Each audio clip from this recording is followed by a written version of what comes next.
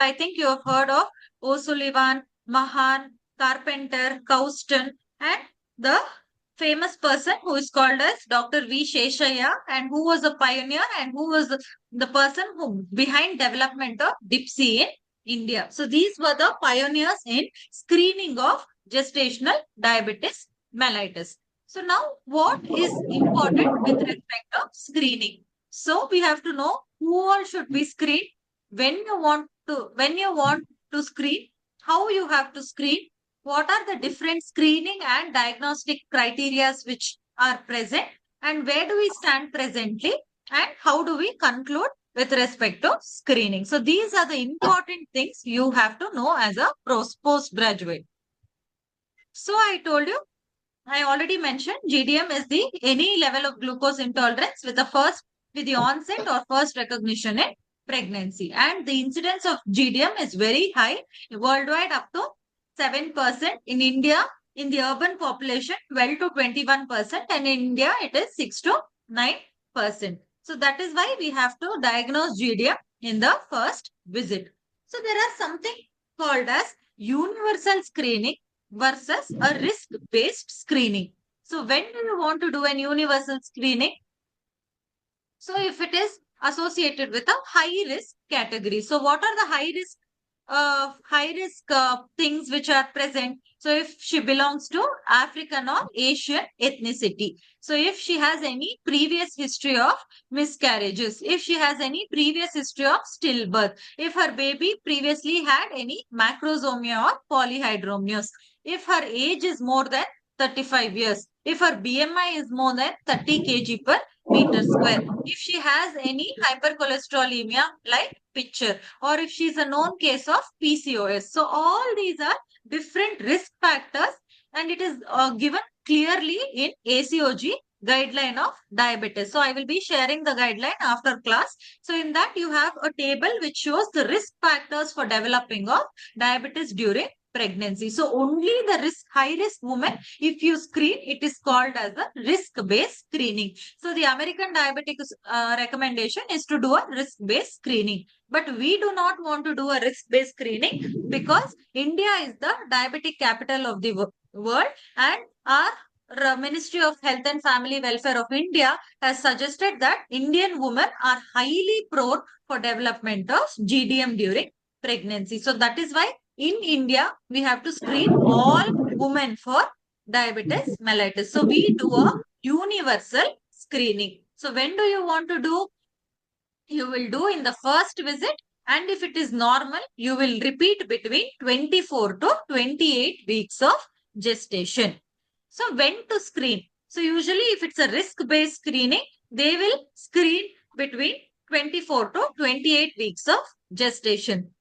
So I already mentioned all these risk factors. So these are the risk factors which are associated with risk-based screening. So physical inactivity, any first degree relative with diabetes, high risk ethnicity, if they had a previous infant weighing 4 kg or more, previous history of GDM, previous hypertension, hypercholesterolemia, and women with PCOS. So all these are the risk factors for whom you have to definitely screen. But what you have to remember, forget all this. You just remember in India, we have to screen all women for diabetes mellitus during pregnancy, and that is called the universal screening. So when you have to screen during the first visit, that is as a part of booking investigation, and you have to repeat screening if it is normal between 24 to 28 weeks of gestation.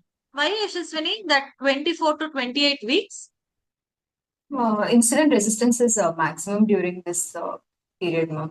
Yes. 24 to 28. So, yeah. So very good. The placental hormones which are released during pregnancy will peak by the second trimester. So any level of glucose intolerance will be masked during the second trimester. So that is why we have to plan, and this is the consensus behind doing a repeat screening between 24 to 28 weeks of gestation.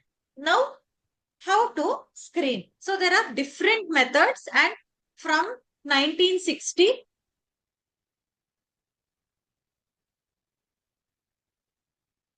to recent guidelines, we have different screening methods.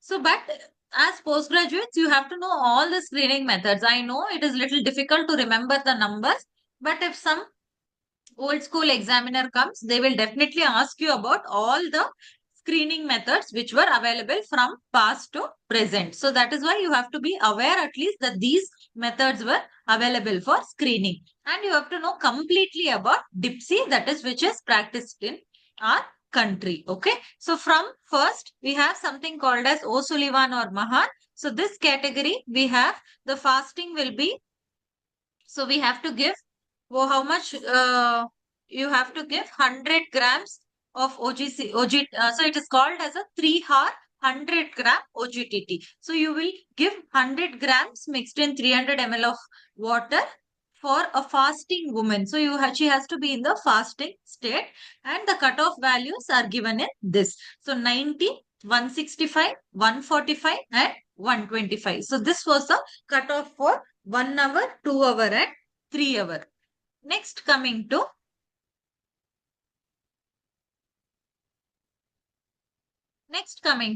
National NDDG and Carpenter and Cousins criteria. So even these people recommended 3 hour 100-gram OGTT. So according to Carpenter and Cousins, it was 95, 180, 155 and 140. And NDDG is 10 more than the Carpenter and Cousins. So 105, 190, 165, only the last value is 5 milligram more than the previous Carpenter and Couston. But we follow, according to ACOG, they follow this Carpenter and Couston criteria for a 2-step test. Okay, so you have to know this, at least Carpenter and Couston, you have to know by heart.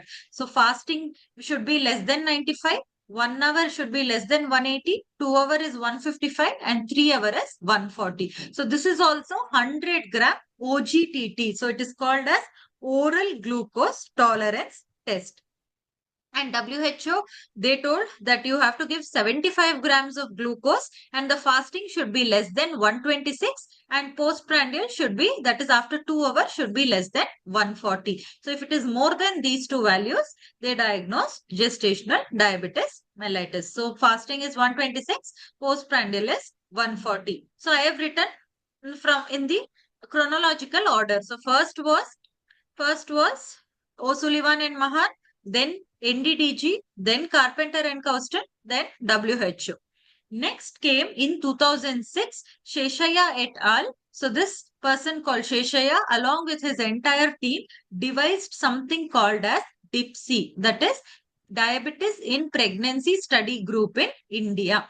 So they told that you have to do a universal screening, and they developed a simple, feasible, acceptable test for an Indian scenario. And they also told that there is 11-fold increase in development of glucose intolerance in pregnancy. And that is why we have to do the DIPSI test at, at, at the booking visit and also repeat between 24 to 28 weeks of gestation. So why we have to do a DIPSI test? So what is the rationale behind doing a DIPSI test? So whenever you're giving the glucose load to the mother, so the mother should be able to secrete the adequate endogenous insulin to combat the glucose and come back to and bring back the serum levels to normal. So if the mother has underlying insulin resistance, she will not be able to produce adequate amount of insulin. So this will mask the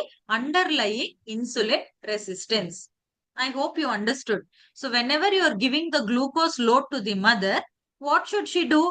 The pancreatic islet cells, the beta islet cells should start producing insulin, and this insulin should go act and it should bring back the blood glucose level to normal. But if she is not having that capacity, or if there is underlying insulin resistance, this might be masked during the pregnancy. So this mask was removed by giving the glucose load. So that time she will not be able to produce the insulin. But if she produces also, there is underlying insulin resistance. So that is why the serum glucose level will be more than 140 milligram per DL. So how do you do a DIPSI test? So this is very important.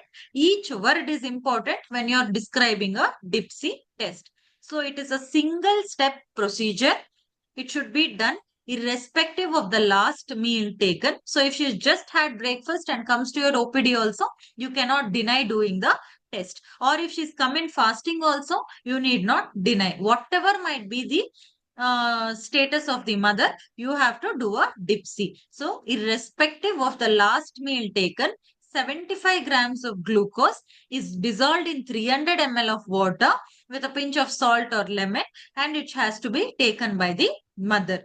And after taking within 2 hours, so the next 2 hours, after just 2 hours, we have to measure her serum glucose level. So plasma glucose level. So if the level is more than 140, it is definitely regarded as gestational diabetes mellitus. If it is more than 200, then it is called as overt diabetes mellitus. It is between 120 to 140, then you call it as decreased gestational glucose tolerance. But what if the mother vomits? So if she vomits within 30 minutes of taking the glucose load, you have to repeat on another day, preferably the next day or a 1 week later. But if she vomits after 30 minutes, it's okay. You can continue the test and you can take her blood sample after 2 hours. Okay. So what are the points which are important? It's a single step test. It is done during the booking visit and repeated. If normal, it is repeated between 24 to 28 weeks of gestation, and irrespective of the last meal taken, 75 grams of glucose is dissolved in 300 ml of water, and it should be taken over 5 to 10 minutes. And we have to do a plasma glucose test after 2 hours. So if it is more than 140, it is GDM. If it is more than 200, it is overt diabetes mellitus. If the mother vomits before 30 minutes of taking the glucose load, you cannot continue. You have to ask her to come on a next day or a week later. If she vomits after 30 minutes, that by that time the glucose absorption is already over, so that you can continue the test and you can measure the plasma glucose level after 2 hours. So the sensitivity of this is as high as 83%. Positive predictive value in diagnosing gestational diabetes is 100%, and sometimes there might be negative predictive value of 96%. So that is why, so I already mentioned what is the rationale behind a non-fasting state, because irrespective of the fasting state, the mother has to produce adequate insulin to combat the glucose load which she has taken. So next, coming in 2008, there was something called as International IADPSG, that is International Association of Diabetes and Pregnancy Study Group. So this they defined their data based on some study called as HAPO study. Do anyone know the full form of HAPO?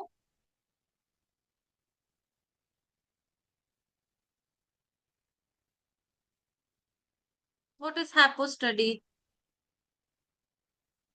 Hyperglycemia and adverse pregnancy outcome study. So this was a multi-centric study, and it is very important. So in each case you have to know some studies. So as I already told, in breech you have to know about Hanna's breech trial. In gestational diabetes mellitus you have to know about HAPO study. In preeclampsia you have to know about MACP trial, ASPRE trial. So all these. So that is why this is based on HAPO study. So HAPO, they had two things. So the outcomes were defined based on the primary. So I have written here, it was based on the primary outcomes and secondary outcomes which were taken into consideration in a HAPO study. So what were the primary outcomes? The primary outcomes of HAPO study were, one second. The primary outcomes was birth weight more than 90th percentile, primary cesarean section, clinical neonatal hypoglycemia at birth, and cord blood sample of cord blood serum C-peptide more than 90th percentile. And the secondary outcomes were premature delivery less than 37 weeks, shoulder dystocia, intensive neonatal care, or hyperbilirubinemia and preeclampsia. So So these are the secondary outcomes. I will share you that study article so that you can go and refer if you're interested. But what they predicted in this study is whenever all these are positive, there is higher. So at what blood glucose level these adverse outcomes are resulting. So this is what they compared, and they came into the conclusion that this, when you give us 75 grams of glucose and 300 grams of water in a fasting state, the fasting cutoff should be less than 92. So if it is more than 92, it is GDM. And 1 hour is 180 and 2 hour is 153. This you have to remember. IADPSG is the standard. So now present consensus, you have to screen the mother based on IADPSG criteria. So 90, 180 and 153 you have to remember. And in all other classifications, if more than two values are abnormal, they used to consider it as GDM. But here, only if one value is abnormal, you will still consider it as GDM. Okay, so that is IADPSG criteria. Next, WHO, that was 2000, I guess, and this is 2013. So they also told that the fasting blood glucose should be less than 92 to tell it as normal, and a single step OGTT should be done between 24 to 28 weeks, and the IADPSG criteria should be applied. And if the fasting is 92 to 125 is GDM, and if it is more than 126, they called it as overt diabetes mellitus. Next, coming to ACOG criteria. So ACOG recommends two-step approach, but the American Diabetic Association has described one step and two-step. But ACOG always, even now, the ACOG recommends the two-step approach. So if you have to understand what is one-step approach and what is two-step approach, this is the slide you have to refer. So what is one-step approach? After an overnight fasting, you have to give 75 grams of OGTT and you have to follow the IADPSG criteria. So this is a single step approach. Whereas a two-step approach, you will do something called as a glucose challenge test followed by a glucose tolerance test. So you will do an OGCT followed by a OGTT. So what is OGCT? So 50 grams of glucose irrespective of the last meal is given between 24 to 28 weeks, and 1 hour after load, if it is more than 140, it is positive. So only if it is positive, then you will go to the next step.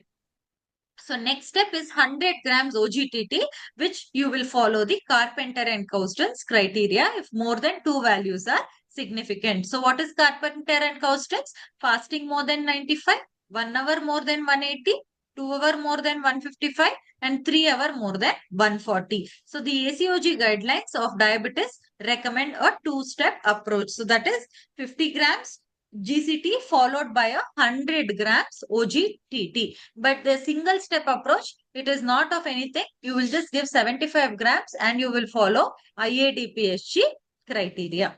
Okay. And according to NICE, one second.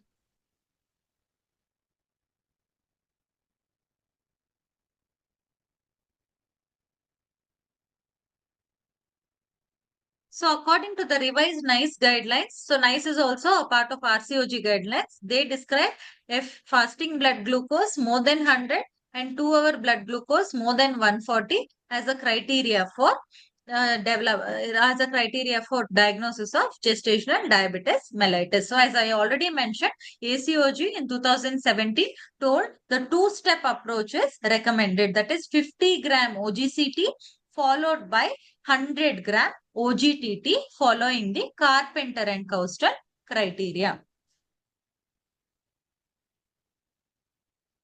So now you people might be thinking, some 10 minutes, madam was speaking continuously about screening. What should I practice? So according to the international consensus, and they came up to a conclusion that IADPSG, which has been evolved from the HAPO study, is the best method for screening. So they recommend that 75 gram of OGTT fasting 1 hour, 2 hour, 92, 180, 153 is the best which can be done between 24 to 28 weeks of gestation. So this is the international consensus. They have come to a conclusion that IADPSG is the best method. But for us in India, we do not follow any of these. We follow only DIPSI method. So that is 75 grams in 100 ml of water, irrespective of the last meal, and more than 2 hours. If it 2 hours, more than 140 is regarded to as positive. So this is what we follow in our country. And you have to remember what is national and what is international consensus of diabetes. So as Indians, it's a high risk ethnicity group and with high prevalence of diabetes. So worldwide recommendations is a universal screening. IADPSG, that is the outcome based criteria according to HAPO study, is the best. But in low resource setups and in rural countries, our single step approach, that is DIPSI, is recommended. Okay. So as I told you, in India, so this is a guideline. So there is something called as operational guidelines for GDM in India. So national guidelines. So that also I will share in group. That is very much important, and we mostly follow the national guidelines. So according to national guidelines, for all pregnant women, we have to test for GDM at the first antenatal visit. That is with DIPSI method. If it is more than 140, you will manage as GDM. If it is less than 140, you will do a repeat testing, as Shanta, as Yashaswini told, that it is the diabetic intolerance increases in the second trimester. So that is why we have to repeat the test between 24 to 28 weeks of gestation. And if it is positive, that is more than 140, you will manage as GDM. If it is negative, you will manage as a normal ANC. So this is an algorithm which we practice in our country. So this is the universal screening. So screening and diagnosis is very important to prevent adverse maternal and perinatal outcome. And we have to, presently we are following